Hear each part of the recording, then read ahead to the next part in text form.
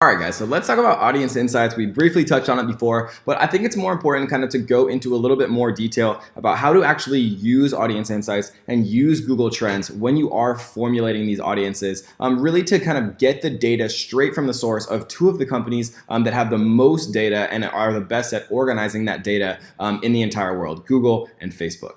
So audience insights is available right here in the Business Manager, All Tools, Audience Insights. And we're just going to take a couple real world examples because I think it's kind of the best way to illustrate really just how to find and hone in on your perfect audience, how to figure out things to split test on, interest to split test on when you actually are going out to create your ads. Because that's going to be a big focus in future modules, actually creating the ads, split testing them, duplicating them, but actually knowing how to find the best and most likely interest that your audience that you're targeting, that you're trying to target, is going to be interested in is incredibly important. So let's say that we're like a real estate agent and we were trying to find people who are interested in buying a home. So what do people do if they're, what would they be interested in if they're interested in buying a home, right? So the first thing, and I actually just recently bought a home, one of the first things that I did was I went out and checked on Zillow.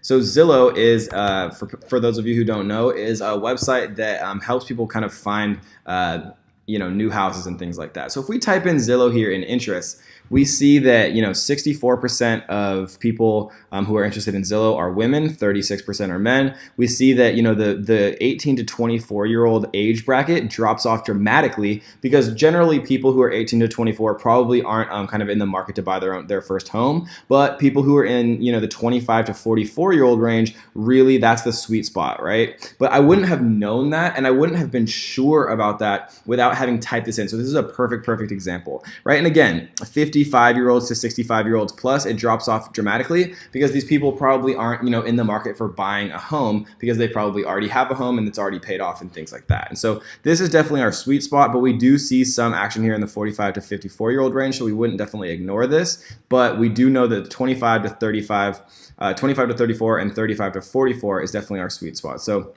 if we were making an ad campaign here, we would actually come in and we would just type 25 to 34.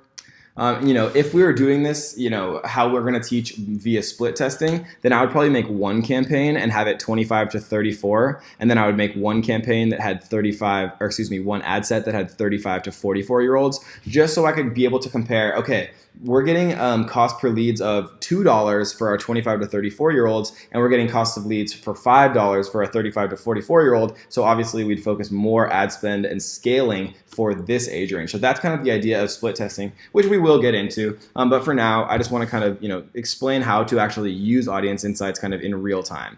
And so we see that there's both men, both genders. Sometimes you'll see that it's like 95% women. And so then showing the ad to men, for example, would be a waste of your ad dollars. And so if this said 95% women, I would choose only women, just so I'd be able to have the highest chance of our ad performing well kind of from the start. Because that's kind of the goal here, guys. Remember, we're just trying to create as many shots in the dark, quote unquote shots in the dark, but we're doing it, intelligently. We're trying to do it in such a way where, it's most likely to succeed and be profitable from the beginning, even though we know that the true profit from Facebook ads comes kind of from iteration, optimizing your ad campaigns, and then obviously, creating custom audiences and retargeting people. And so that's just one thing. So Zillow. So let's see what other things people who are interested in Zillow are also interested in. So if we come to page likes right here, we're going to see that people who are interested in Zillow are also interested in Weight Watchers, which is interesting. Pottery Barn, Pier 1. See, I don't know much about Pottery Barn or Pier 1, but this makes sense, right? People who are buying a new home or looking for a new home are interested in IKEA because they have to get furniture for it. Pier 1, again, you have to get decorations and furniture for your house and things like that, which is interesting because after, obviously the highest affinity score would be for the page that we're interested in. We see that Pottery Barn is number 2. So people who are interested in Zillow are 26 times more likely to also be interested in Pottery Barn than the average Facebook user that's not interested in Zillow. So definitely one that we would want to try would be Pottery Barn. So we'll select that one. Obviously, we'd want them, the basis of our advertising campaign here would be people who are interested in Zillow. So we're going to narrow the audience here and put Zillow. So this means that it must also match. And make sure not to actually accidentally choose employers here because it's only 2,800 people. But we are going to choose the interest of Zillow itself. So we see that we have 3.3 million people who are interested in Zillow and also interested in Pottery Barn. So we're going to cut that down a little bit, and we're going to type in, or this is actually going to improve it or make it larger. So we're going to narrow further, and we're going to do home goods. So that cuts it down from 3.3 million down to 370,000, which is getting a little bit better. People always ask me, what's like the best potential reach or like audience size, and it really it depends on what your niche is, whether you're kind of doing cold traffic and things like that. I generally would say that anything under a potential reach of 300 to 500,000 is probably considered quote unquote small, even though that seems very large. But most lookalike audiences that you're creating have like 2 million or more people in them, in the USA at least, and so generally the range that I'm shooting for is between 300,000 and kind of 2 million, but even those lookalike audiences, I like to cut those down a little bit. And I found that kind of a sweet spot for me is in that 300,000 to 500,000 range. But even if you want to get super, super targeted, you can even go, 100,000 or less, but you're not going to get as many impressions and your ad's not going to get shown to as many people, obviously. So I don't know what Joanna Gaines is. Let's see what this is. Joanna Gaines is HGTV. So she must be like somebody who does like house stuff, maybe like decorations or something. And if you're watching this and you know who she is, I'm an idiot. I'm sorry. I just don't watch a lot of TV. So we're gonna put in Joanna Gaines here. Joanna Gaines. So we go from 370,000 down to 230,000. So that's getting a little bit better, right? So we're just gonna leave that as it is. We're gonna do English as our language because I always just do English all because I create advertisements in English.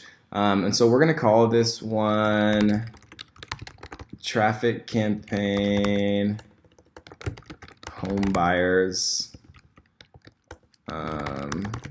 interests equal Pottery Barn, Zillow, Home Goods, and Joanna Gaines. Sorry. Okay, so and one other thing that's actually pretty cool, I'm pretty sure that there is a first-time home buyer in here. Yeah, here it is, demographics. So 8.2 million people who are first-time home buyers. And so that cut our audience from 230,000 or whatever it was down to 8,900. And this is broken right now because it's literally not changing. Even with 8,900 people, it's saying it's broad, which is not true. Sometimes this gets a little glitchy, but generally it does work. And so 8,900 people is a very small audience, but if we wanted to, have a very, very high likelihood of getting some type of, success or interest, then having a very small audience would be good. Just so we could kind of prove to ourselves that people are actually going to be interested in our ads and things like that. Because if this tiny audience isn't interested in our ads, then our ads aren't designed correctly. But I generally don't like to make it that small. So what I'm going to do is actually combine some of these and do Zillow here. I'm going to delete this one, and I'm going to put Home Goods in here with Joanna Gaines. And now our audience size is going to be 100,000. So that's I've actually never seen exactly 100,000. So that's pretty good, right? So that's just a way that we can do that. And if we were going to make a split test, we could run this ad exactly how it is. But if we're going to duplicate it, which we obviously are going to duplicate it, because again, testing is how you become successful on Facebook. What we would do is we would duplicate this, and then we would erase all of these, and we would try just Wayfair, or just IKEA, or just Screaming Owl, or just Groupon, right? As just a single interest. And as we get more and more data, and our custom audiences start to get populated with data, and our lookalike audiences start to get more accurate, then we can use those right here, and then we can just try 1 or 2 interests. And that is when the magic really starts to happen, when you have an accurate custom and lookalike audiences here, and then you're just duplicating it on single interests, and you find those single interests just right here from Audience Insights, and we found that just by putting in an interest, right? We could do Redfin as well. And we see that on page likes, it changes a little bit. People who like Redfin like the Points Guys, Dave's Killer Bread, right? HomeAway, Kettle Brand, Traditional Medicinals, Zappos, right? And so people who are interested in buying a new home are also interested in wine and whatever this is, and errands, right? Because I think this is a furniture company. And so that's just a great like example kind of how to make audience insights really work for you, just so you don't feel too like overwhelmed. Like, how do I know what age to even start with? Like, how do I know what gender to go after? How do I have any idea what detailed targeting? Let audience insights show you data from the source, right? Don't guess, just look it up. So let's look people who are interested in Zillow. And we're on Google Trends right now, if you didn't see that. And we're going to be targeting people in the United States. So we're going to type in United States here. And we see that people who are interested in Zillow, and I like to do by, I guess we can do it by, let's do subregion. Oh, it disappears, or no, it's down below. No, it disappears. Okay, so we're going to do subregion. And so we're now, instead of just targeting straight up the United States, we're going to target people who are in Oregon, Arizona. I'm doing this so backwards. Sorry. Washington and Idaho. I just did Oregon first because it's where I'm from. And so now, it went from 100,000 people down to 9,200, which is obviously, makes sense because we're targeting 5 states out of 50. And so, it's 1/10 of the amount of states, which means it's 1/10 of the potential reach. But these states have been shown to be, more likely being interested in Zillow. Another cool way that we can use Google Trends is people who are interested in Google, because Google Trends and Audience Insights kind of operate in different ways. People who like Zillow have already shown their interest, but Google's a little bit different. You don't go onto Google and like a page, and I guess you could with Google Plus, but you don't really. So we can do search terms like how to buy your first home, and we can do that search term, and we see that it's very seasonal here. But we can see that that's very popular in New York. Type in first-time home buyer. And now we can see that Delaware, Rhode Island, Maryland, Florida. And so, we get basically, guys, what I'm trying to prove is the possibilities are basically endless here. So if we typed in Zillow, if people are typing into Google Zillow because they're interested in finding Zillow, or they want to learn more about Zillow or get to the website Zillow, that means that they're interested in a home. But if they're typing in first-time home buyer, then maybe they're trying to learn about it, and you can tell that they're actually like interested in, becoming a first-time home buyer. So we could type in city here, and we can get even more specific, that maybe like we think that Jacksonville has a lot of first-time home buyers, and so we're actually targeting people that are in Jacksonville and who are also first-time home buyers, right? And I hope you guys are starting to get how powerful this is, utilizing and synchronizing Google Trends, because you're literally getting Google searches, Google search data aggregated in such a beautifully intuitive template here, and you're getting Facebook browsing history, and you're getting, these are factual things, data-driven decisions, so you can set up your ad campaigns right from the very start, guys. So I hope you enjoy that one, guys. And that was pretty much everything that you need to know from a basic level of how to kind of leverage the unbelievable power of Facebook and Google data using Audience Insights and Google Trends to create kind of a very educated guess of your initial targeting. Because again, guys,